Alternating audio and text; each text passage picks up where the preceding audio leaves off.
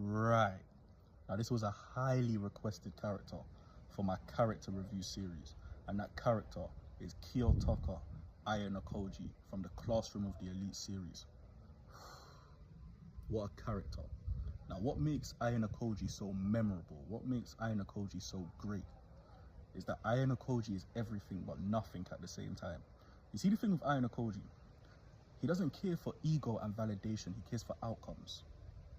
He's not ruled by the same impulses, the same needs, the same insecurities as the other characters. He's purely about winning, yeah?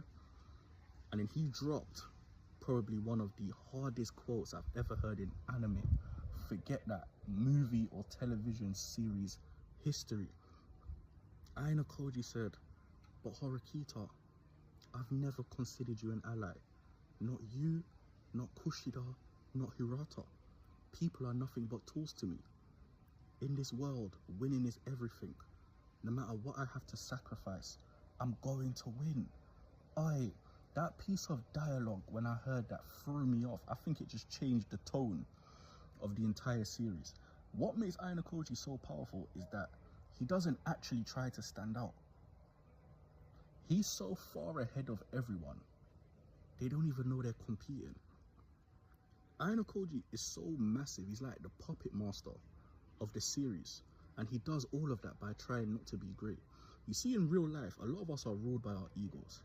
If we're intelligent, we want the whole world to know how intelligent we are. If we're good looking, we want the entire world to applaud us for how good looking we are. We use external things like looks. Well, that's not really external, but we use things, yeah, like surface level character traits, yeah, to pump up our egos. If we're fast, if we're athletic, we want the whole world to applaud us. Ayanokoji has all of these things, and he's so far ahead that he doesn't care if people applaud him for it. Do you know how powerful you've got to be to have so many gifts where you're in a place where you can shine and outpace everyone and be the guy? But you don't want to be the guy because you're so much of the guy. You don't need people to tell you you're the guy.